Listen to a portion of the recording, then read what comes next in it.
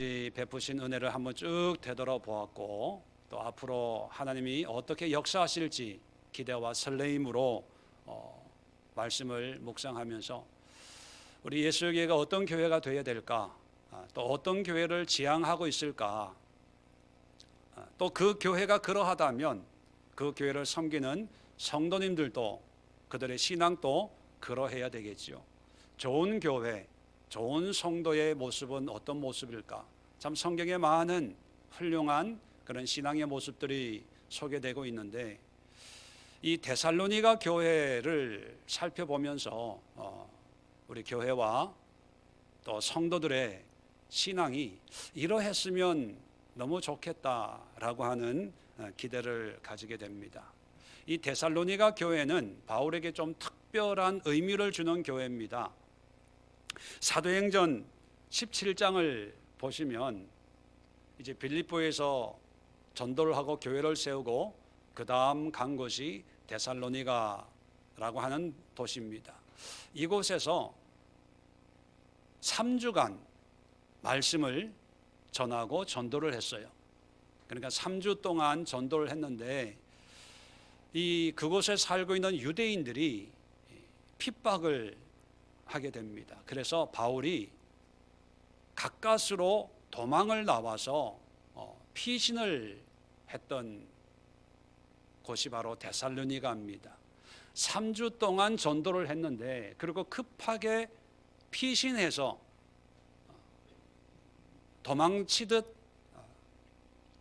벗어난 곳이 바로 데살로니가 교회인데, 그 교회가 기대와는 다르게, 생각한 것과는 다르게 아름답게 성장을 하게 되었다는 것입니다. 그 모습을 1장을 보면 이렇게 우리에게 소개해 줍니다. 1장 6절부터 8절까지 보면, 또 너희는 많은 환난 가운데서 성령의 기쁨으로 말씀을 받아 우리와 주를 본받는 자 되었으니, 자, 예수님을 본받는 자가 되었어요. 3주 전도를, 말씀을, 성경 공부를 했는데, 자 7절에 그러므로 너희가 마게도니아와 아가야에 있는 모든 믿는 자의 본이 되었느니라. 본이 되었어요. 다른 사람들의, 다른 교회의 모범이 되는 그런 신앙이 되었다는 겁니다. 8절 보면 주의 말씀이 너희에게로부터 마게도니아와 아가야에만 들릴 뿐 아니라 하나님을 향한 너희 믿음의 소문이 각처에 퍼졌으므로 우리는 아무 말도 할 것이 없노라. 자, 이 소문이 또 나서 얼마나 좋은 소문이 났는지, 유구무원이다, 할 말이 없다, 더 이상 어떻게 이래라 저래라 할 말이 없을 정도였다, 이렇게 얘기하고 있습니다. 2장 14절 또 보면 좋은 환경에서 이렇게 신앙생활 하는 것이 아니라, 14절 또 보면 끝에 보면 그들이 유대인에게서 고난을 받음과 같이 너희도 너희 동족에게서 동일한 고난을 받았느니라.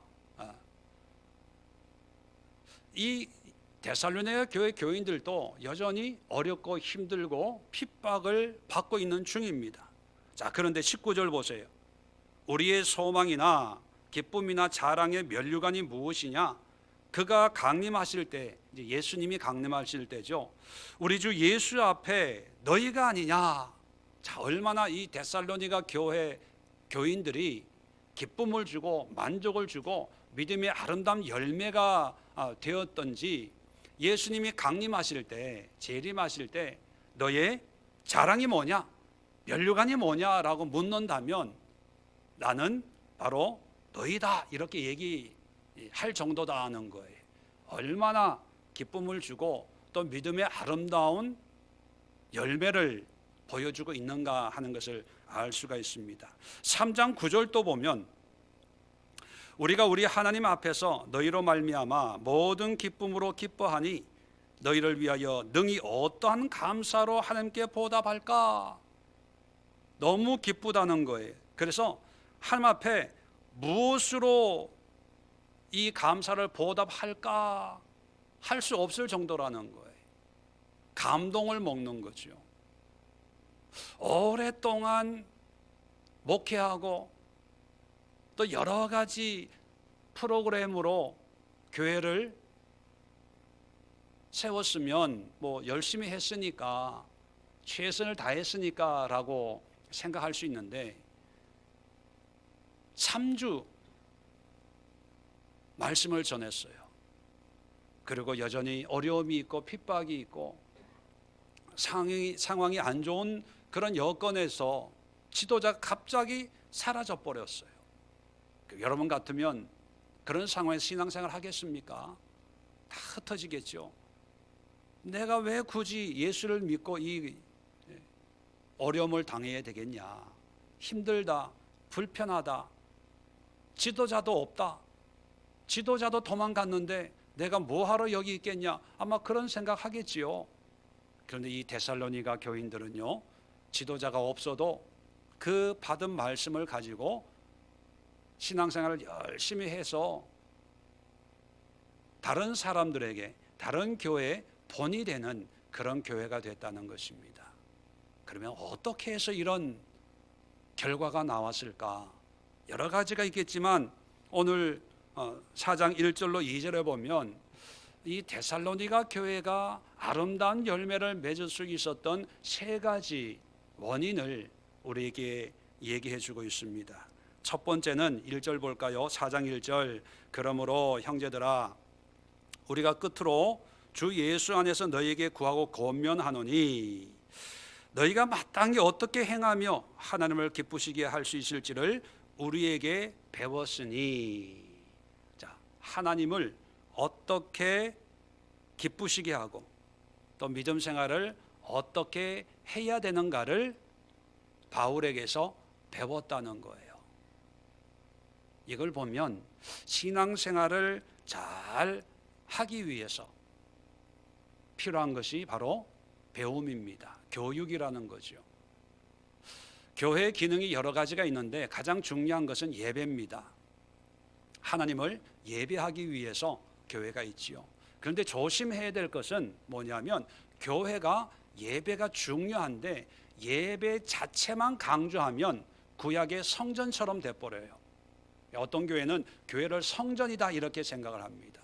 거룩해야 되고 예배 때 막 몸도 움직이면 안 되고 설교자 목사님을 바라봐야 되고, 어떤 교회는요 설교에게 쓰는 것도 못하게 하는 교회가 있어요. 집중하라고. 왜 써봐야 안 보니까. 어떤 분에게 물어봤어요. 집사님, 그렇게 설교를 이렇게 필기를 그렇게 열심히 하고 왜 그렇게 합니까? 감사해요. 집사님을 보면 이렇게 열심히 설교를 듣는구나, 힘이 나요. 그랬더니 이분이 대답이 뭔지 아세요? 목사님, 죄송해요. 왜요? 그랬더니만 설교를 들으려고 쓰는 게 아니라 안 졸려고 쓰는 거예요. 졸지 않으려고. 근데 여러분, 교회의 예배의 가장 중요한 것은 말씀이거든요. 왜 제사가 아니라 예배라고 하냐 하면, 그 말씀을 통해서 하나님을 알고 경험하고, 그래서 하나님이 기뻐하시는 삶의 예배를 드리려고 교회 예배가 있는 거예요. 교회 예배만 드리고 일주일 내내 아무 생각 없이 사는 것은 구약의 성전 신앙을 가지고 있는 거나 똑같습니다. 교회는요, 말씀을 듣고 그 말씀을 이해하고 깨닫고, 그리고 그 말씀대로 삶으로 살아내는 그런 예배를 드리기 위해서 교회가 필요한 거예요. 그래서 예수님도 하나님의 말씀을 선포하셨죠. 그리고 이해하지 못한 제자들에게 자세하게 가르쳤어요. 그렇다면 좋은 교회, 좋은 성도란 어떤 모습일까? 가르치고 배우는 거예요. 바른 말씀을 가르치고 또 바른 말씀을 배워야 됩니다. 배우지 않으면 바른 신앙생활을 할 수가 없고, 그리고 교회 예배의 의미가 전혀 없이 그냥 교회에 참석하는 거예요. 자, 이럴 때 이런 의문이 생깁니다. 왜 다른 종교는 뭐 배워라, 와라, 공부하자, 제자 훈련하자 이런 얘기를 안 하는데 왜 교회는 왜 그렇게 귀찮게 자꾸 성경 공부하자, 뭐 하자 배워야 된다고 그러냐. 다른 종교는 한번 참석만 해줘도 아유 감사합니다, 감지덕지. 1년에 한두 번 4월 첫 화요일에 절에 한번 가도 등 하나 이게 달아놔도 감지덕지잖아요. 그런데 왜 유독 교회만은 해야 된다, 배워야 된다, 공부해야 된다, 왜 귀찮게 그렇게 하냐, 그런 생각을 하는 분들이 있습니다. 예, 맞아요. 다른 종교는 참 쉬워요. 뭐 그들의 어떤 친전, 어떤 그 재단에 가서 형식적인 또 관습적인 그런 모습을 갖추면 크게 문제를 삼지 않습니다. 근데 교회는 그렇지 않거든요. 그 이유가 있습니다. 우리가 믿는 하나님이 특별한 하나님이기 때문이에요. 그들의 신은 그 성전에 있는 신이고 그냥 제사만 받는 신인 반면에 우리가 믿는 하나님은 제사를 원치 않아요. 예배를 원치 않아요, 여러분. 하나님이 원하시는 것은 하나님은 우리와 함께하는 하나님이거든요.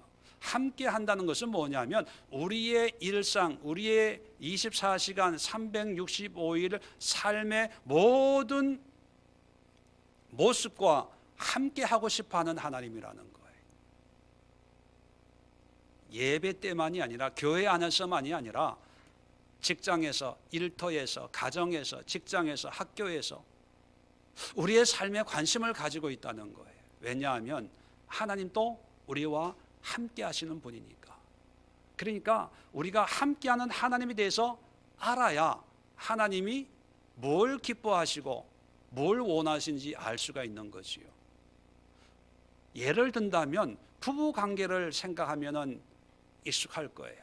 연애할 때는 만날 때 아주 에티켓이 있고 잘 섬기면 아주 좋은 관계를 만들 수 있어요. 만날 때마다 맛있는 음식, 좋은 식당, 분위기 좋은 데 데려가고 또 선물도 막 사주고 그러면 너무 좋아하지요. 근데 문제는 뭐냐 하면 결혼을 해서가 문제입니다. 연애할 때는 볼 때만, 만날 때만 관심을 가지면 됐거든요. 근데 결혼을 하면 어떻게 됩니까? 365일 24시간 그 삶이 다 드러나게 되는 거예요. 못 보던 것도, 잠꼬대 하는 것도, 그죠? 밖에 나갔다가 들어와서 양말 벗어 놓는 것도 다 보게 되는 거예요. 자, 그럴 때 문제가 생기는 거죠. 그래서 이제 부부 생활을 하면 이제 이 남자가 어떤 사람인지, 이 여자가 어떤 사람인지 그걸 알아야 돼요. 배워야 돼요. 또 가르쳐야 돼요. 난 이럴 때 난 이런 걸 원해. 그러니까 이렇게 해줬으면 좋겠어. 또 나는 이럴 때 이러니까 이렇게 배려해 줬으면 좋겠어. 이렇게 얘기를 하고 배워야 되는데, 자, 서로 배워요, 안 배워요? 누구야? 벌써 결혼했어? 엄마 아빠 보고 얘기하는구나. 안 배워요. 배울 생각을 안 해요. 그러니까 문제는 같이 살고는 있지만 남이 아닌 남으로 살게 되는 거죠. 그래서 평생을 살아도 저 사람은 어떤 사람인지 알다가도 모르겠어, 이런 얘기를 하는 거죠.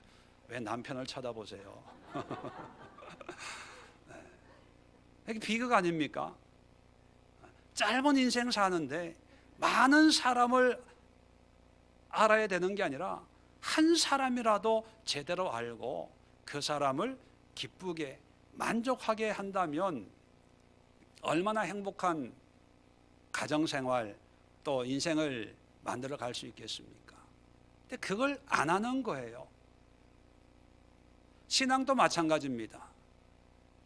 교회에서 신앙생활을 하나님과 하는 거죠. 담임 목사와 하는 게 아니라, 교회와 하는 게 아니라 하나님과 하는 거예요. 어떤 분들은 좋은 교회, 안 좋은 교회, 나한테 맞아, 안 맞아 이러는데 그건 큰 오산입니다. 우리가 신앙생활 하는 것은 하나님을 섬기고 예배하는 거지, 교회와 어떤 담임 목사와 신앙생활 하는 건 아니거든요. 그러면 하나님을 알아야 되는데 하나님에 대해서 알려고 하지 않고 목사에 대해서 알려고 해요. 목사님의 성경은 어떤지, 뭘 좋아하는지. 제가 옛날에 단팥빵 좋아한다고 그랬더니만 교인들이 다 단팥빵만 사와요. 그렇게 스테이크 좋아한다 그래도 그건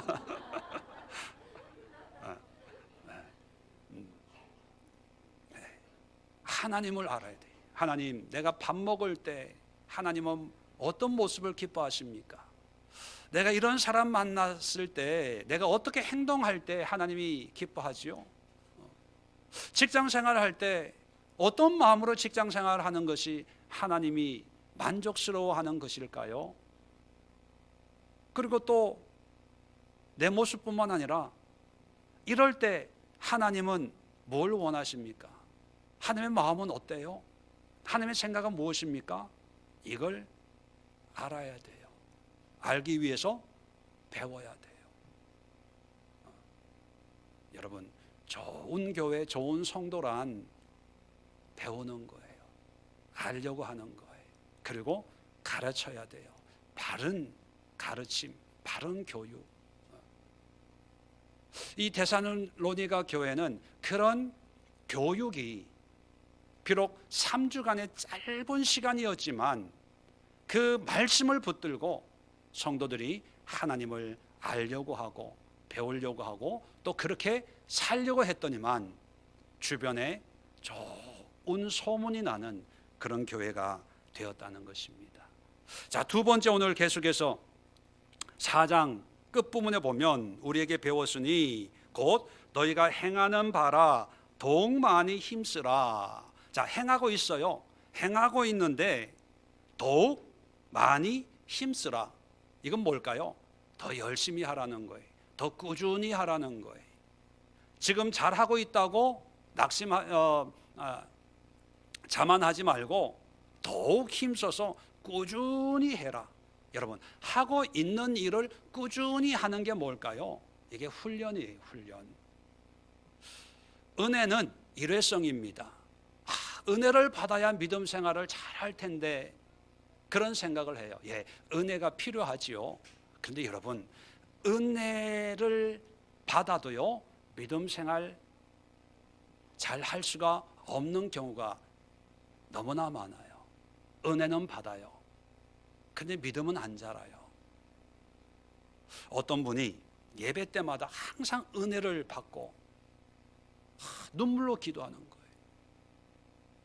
말씀을 들을 때마다 막 눈물 흘리면서 이게 휴지를 옆에 갖다 놓고 눈물 닦으면서 그렇게 예배를 드리는 거예요. 얼마나 감사하겠어요, 설교자 입장에서. 귀하죠. 그런데 예배만 마치면 옛날로 돌아가는 거예요. 그런 모습을 보면서 제가 깨달았어요. 이분은 은혜 받는 분이 아니라 눈물 많은 분이구나. 그냥 눈물이 많은 거예요. 그냥 예수만 생각해도 눈물이 나요. 성경을 봐도 눈물이 나요. 자, 그런 일회성적인 은혜도 소중하지만 그 일회성으로 임하는 그 은혜를 누리고 깨닫고 그 은혜를 반복해서 계속해서 오늘, 내일, 이달, 다음 달 받은 은혜, 알게 된 그 말씀을 반복해서 실천하고 행하고 행하는 그것이 훈련이거든요. 믿음은 훈련으로 만들어집니다. 훈련하지 않으면 아무 의미가 없어요. 농사를 지으면서 참 많은 걸 깨닫습니다. 농사를 지어보니까, 여러분 오해하지 마세요. 농사 짓는다고 해도 상추 4포기, 쑥갓 4개, 고추 4개, 뭐 이 정도니까 그래도 저에게 대농이에요. 대농. 농사를 지어 보니까요, 여러 가지를 깨닫는데 뭘 하나 깨닫냐면, 텃밭에 물 주잖아요. 수도에 샤워기를 연결해 가지고 물을 쫙 주면 얘네들이 물을 잘 먹겠다 그러는데 아니더라고요. 그게 밭에 물 줄 때 어떻게 주는지 아세요? 물 세게 쫙 뿌리면 물이 철철철 고랑으로 넘치면 물 잘 줬다. 저는 처음에 그렇게 생각했어요. 그런데 대농이 돼 보니까 그렇게 물 주는 거는 어리석은 거예요. 진짜 물을 주는 거는요, 한 방울 똑똑똑 계속 오랫동안 똑똑똑 이렇게 줘야 그 물이 뿌리까지 스며드는 거예요. 그냥 샤워기로 물 주면요, 겉으로 다 흘러요. 또랑으로 물은 콸콸콸 흐르는데 스며들지는 않아요. 이해되시는 분만 아멘. 네. 아시죠? 그 원리. 그래서 지나가다 보면 한여름에 가로수에 물주머니를 달아놔요. 워낙 가물면 물주머니를 달아놓는데 그 물주머니 보면요, 바늘로 구멍을 뚫어놓고 물이 똑똑똑 떨어지게 만들어 놓는 거예요. 그래야 뿌리 깊이까지 물이 스며드는 거예요. 근데 이걸 모르는 사람은요, 그냥 물 한번 쫙 주고 물 줬다. 근데 호비를 한번 파보세요. 한번 파면요, 안에는 마른 흙이 나와요. 훈련이 뭡니까? 작은 거지만 계속 반복하는 거예요. 우리는 더 많은 걸 알려고 해요. 배워야지 해서 막 이것도 알고 여기도 가고 저기도 가고 막 이것도 하고 저것도 하고 너무 바빠. 어떤 분들은 목사보다 더 바쁜 분들이 있어요. 목사는 월요일을 그래도 쉬기는 하는데 이분들은 월요일 또 와가지고 기도하고, 우리 교회 기도팀들처럼 밖에 보시면은 기도하고 이제 일주일 내내 교회 와서 기도해요. 참 아름다운 모습이지요. 그런데 그것도 좋지만 자칫 잘못하면 그런 내 모습에 내가 도취가 돼가지고 마치 믿음이 좋은 사람처럼 착각할 수가 있어요. 근데 물론 그것도 좋지만 훈련이란 뭐냐면 내가 받은 말씀, 내가 깨달은 하나님의 은혜를 오늘 또 실천하고 내일 또 실천하고 모레도 실천하고, 대단한 건 아니지만 매일매일 조금씩이지만 꾸준하게 반복하는 것이 그게 훈련이거든요. 그런 훈련으로 믿음이 자라는 거예요. 요즘 이 시대는 배움의 시대입니다. 아는 것이 힘이다.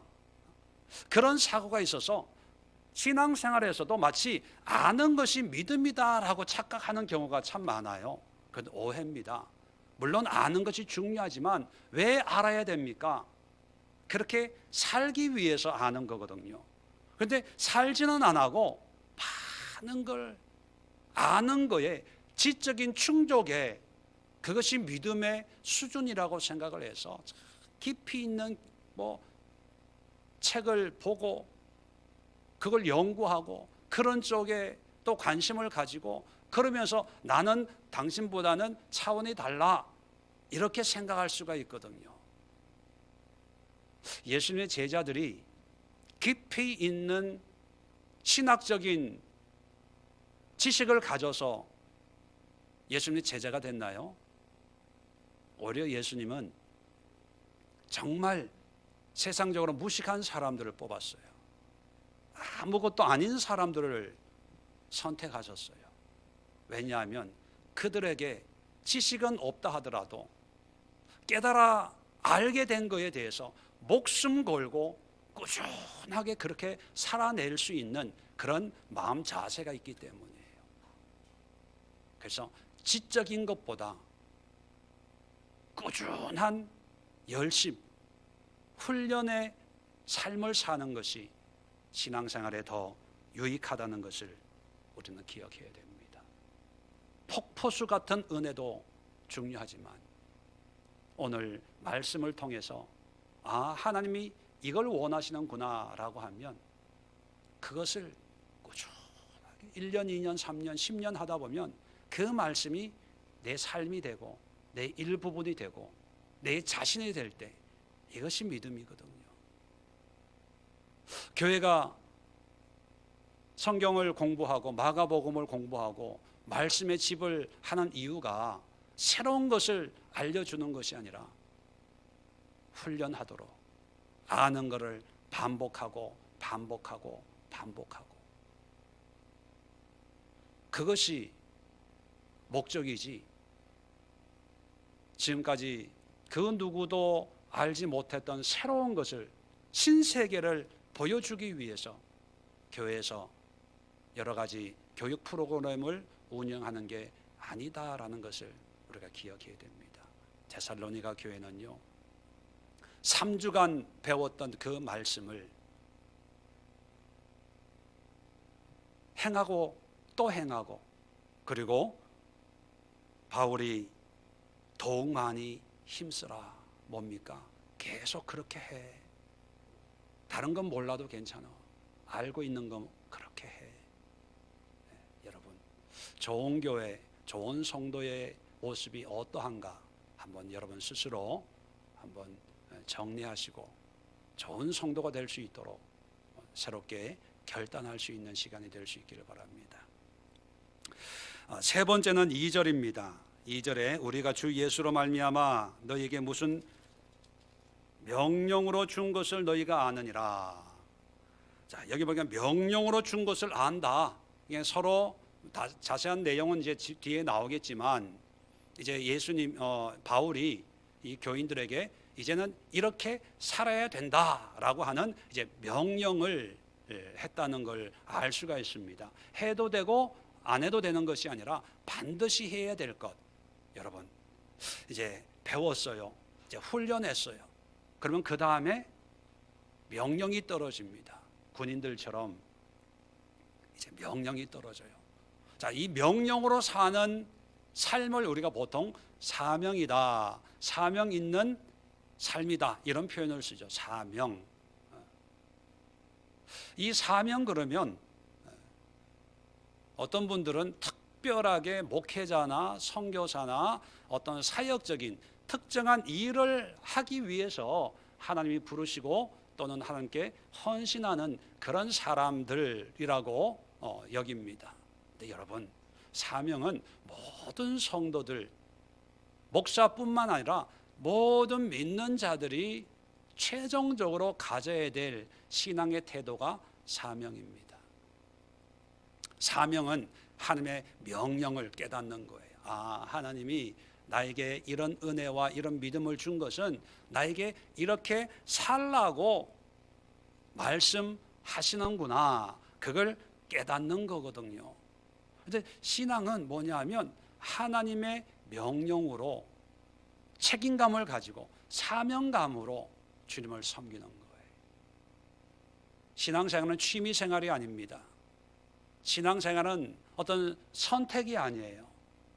물론 처음에는 모르고 신앙생활을 처음 시작하겠지요. 그런데 1년, 2년 지나면서 하나님이 나에게 이 일을 하라고 명령하신 일이구나.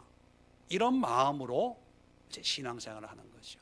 봉사도 마찬가지입니다. 해도 그만, 안 해도 그만이 아니에요. 이 일을 하나님이 맡겼구나. 그렇게 여기는 거예요.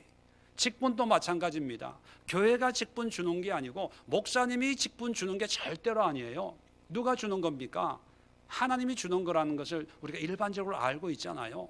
그러면 하나님이 준 직분이라는 얘기는 어떤 의미냐면 하나님이 나에게 이 직분에 맞는 삶을 살아내라고 나에게 명령하셨구나. 이게 명령이기 때문에 해도 되고 안 해도 되는 것이 아니라 반드시 그렇게 살아야 되는 책임감을 가지는 거예요. 어떤 봉사일도 목사님이 시켰잖아요. 여러분, 그러면 아직 믿음이 성장하지 않은 거예요. 목사님이 비록 시켰지만 그래도 하나님이 이걸 하라고 명령하신 거구나, 이렇게 여겨야 돼요. 어떤 분에게 당신은 기도가 사명이니까 이제 다른 거 하지 말고 기도만 하세요, 그랬더니만 이분이 뭐라 그러냐면, 참 나는 기도에 은사가 없대요. 은사가 없는데 사람들이 다 나보고 기도에 은사가 있다고 기도하세요 기도하세요 하는데 나는 참 부담이 된다, 이런 얘기를 하더라고요. 그래서 제가 그랬어요. 맞아요, 기도 은사 없어요. 그러니까 기도하세요. 제 속으로. 여러분, 명령이라고 하는 의미는 은사가 있어서가 아니라 은사가 있든 없든 명하는 거예요. 사람들이 착각하는 게 뭔가 할 때 은사가 있어야 이 일을 한다고 생각을 합니다. 예, 은사가 있으면 그 일을 하는데 유익하죠. 근데 명령은 은사가 있든 없든 상관없이 명령한 거기 때문에 그 일을 하는 거예요. 이게 성숙한 그리스도인이에요. 잘하는 사람에게 잘하는 일 맡기는 거는 누구나 다 할 수 있잖아요. 근데 잘하지 못하는데, 근데 하나님이 하라고 명령을 하셨어요. 그 명령을 믿고 순종하고 행하는 게 그게 믿음이거든요. 제가 그래서 그분에게 그랬어요. 은사가 없어도 하세요. 왜냐하면 당신이 할 게 기도밖에 없잖아요. 그분은 기도밖에 할 게 없어요. 그래서 제가 기도하라는 거예요. 다른 걸로는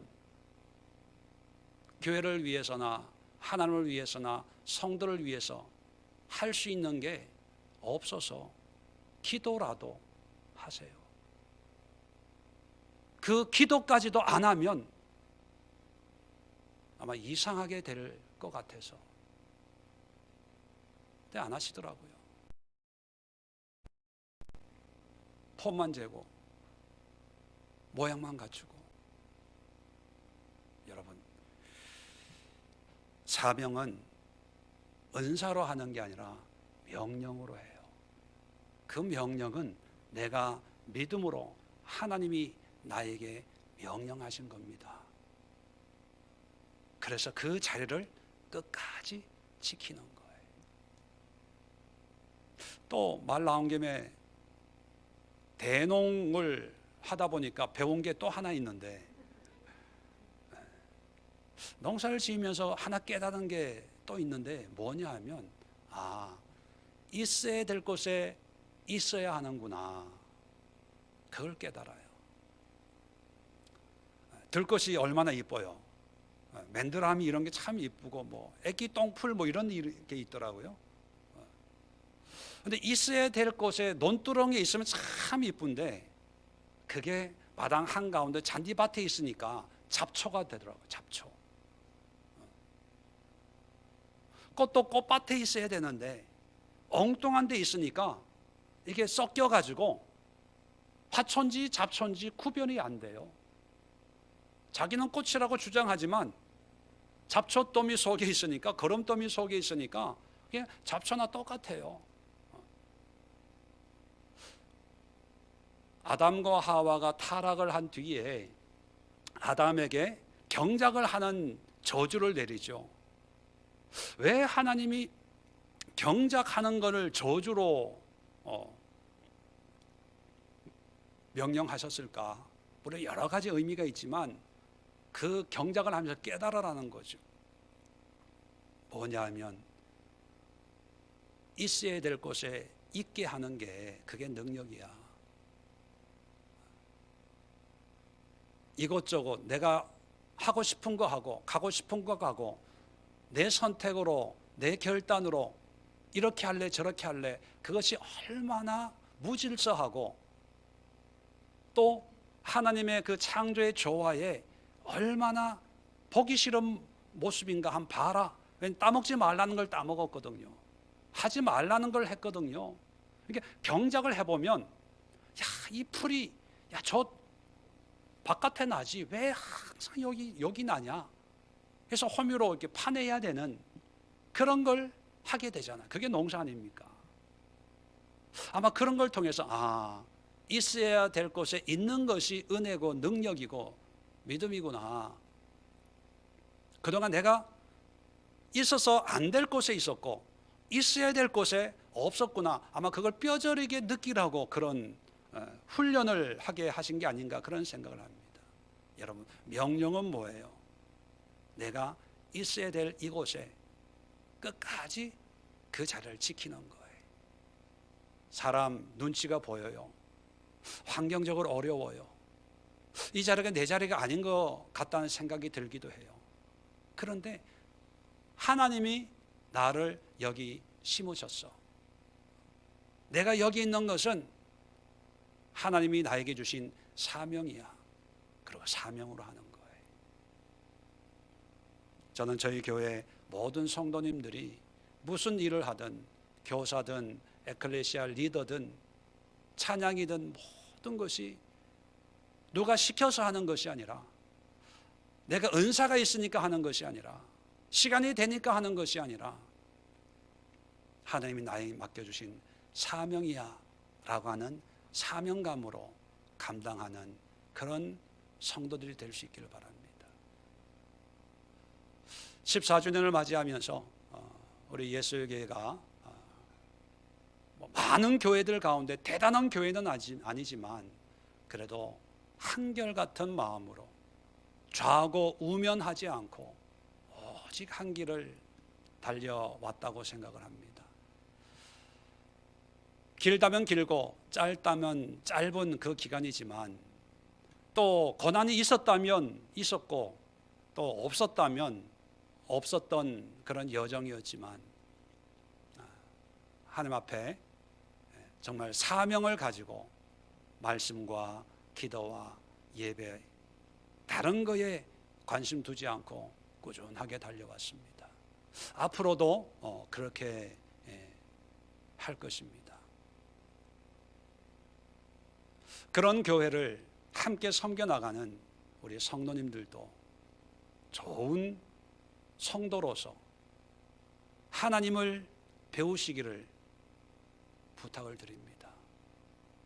교회 예배 드리는 것에 만족하지 마시고 하나님을 알고 배우고 경험해서 정말 하나님과 예수님과 화목한 부부처럼 정말 화목한 신앙생활, 예수님과 함께하는 오붓한 그런 신앙생활, 따뜻한 신앙생활, 예수님만 바라봐도 감사가 그리고 뿌듯하고 풍성해지고 마음이 든든해지는 예수님이 내 남편이고 내 친구고 내 동무고 내 인도자고 동행자고 그러한 삶으로 예수님을 경험할 수 있는 그런 믿음을 위해서 우리가 열심히 배우고 그 다음에는 훈련해야 돼요.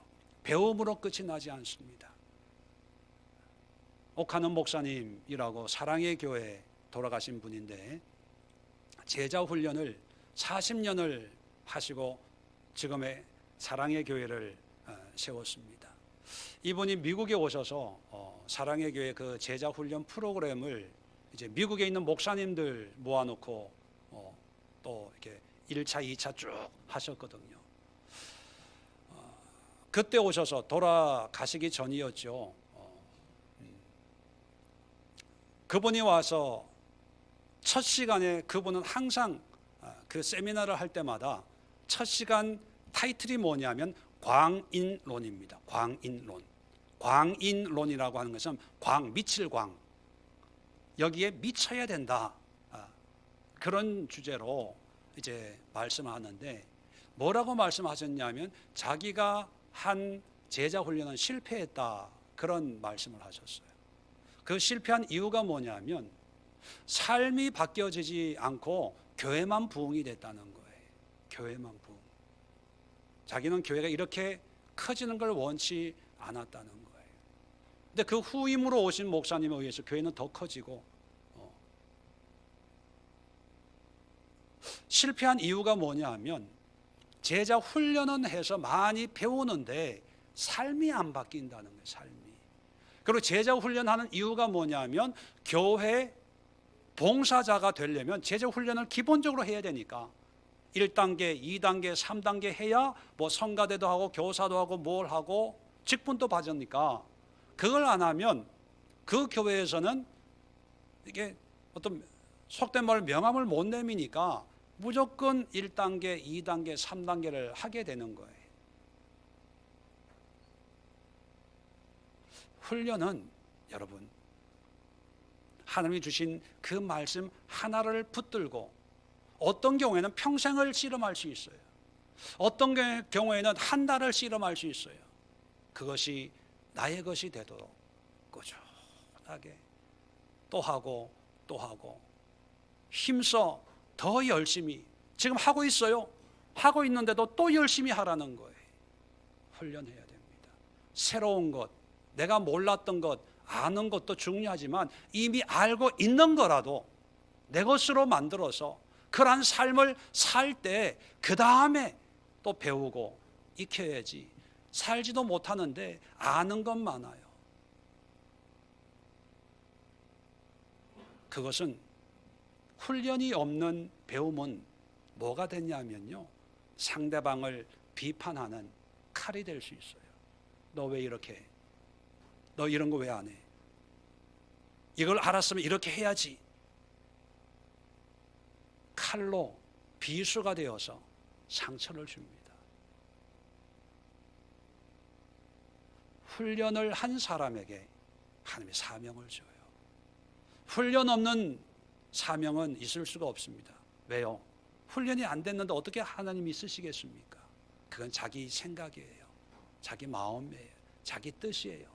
자기 보기에 좋은 거고, 자기 생각에 탐스러운 거지 하나님의 생각은 아니라는 거예요.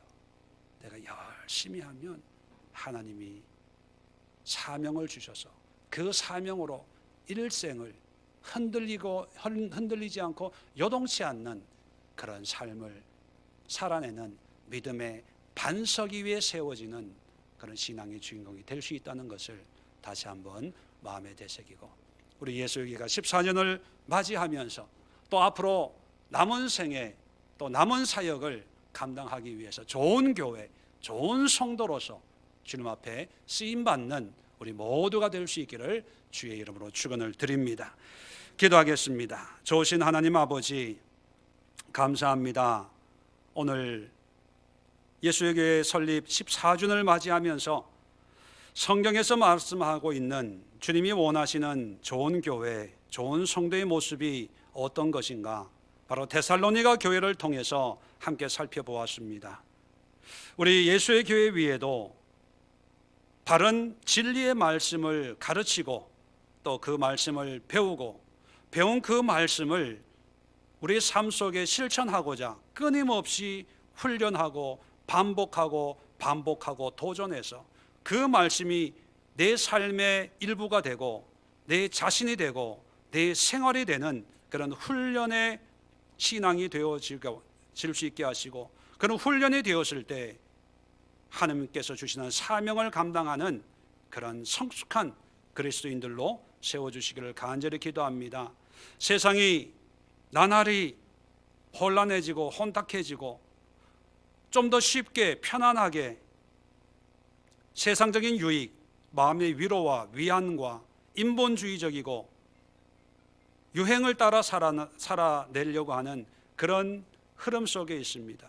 그러나 교회만큼은 이 세상의 흐름을 거슬러 올라가는 연어처럼 비록 세상 사람들이 거꾸로 사는 사람이라고 여겨질지언정 오직 말씀으로 믿음으로 주님 앞에 설 수 있는 우리 예수에게 그리고 성도들 될 수 있도록 은혜를 베풀어 주시옵소서. 이제는 우리 주 예수 그리스도의 은혜와 하나님 아버지의 크고 놀라운 사랑하심과 성령의 교통하심이 함께하는 모든 믿음의 권속들과 저들의 가정과 직장과 일터 위에, 그리고 우리가 살아가고 있는 이 세상과 이 시대와 이 지구촌 위에 지금부터 영원까지 함께하옵시기를 간절히 축원드리옵나이다. 아멘.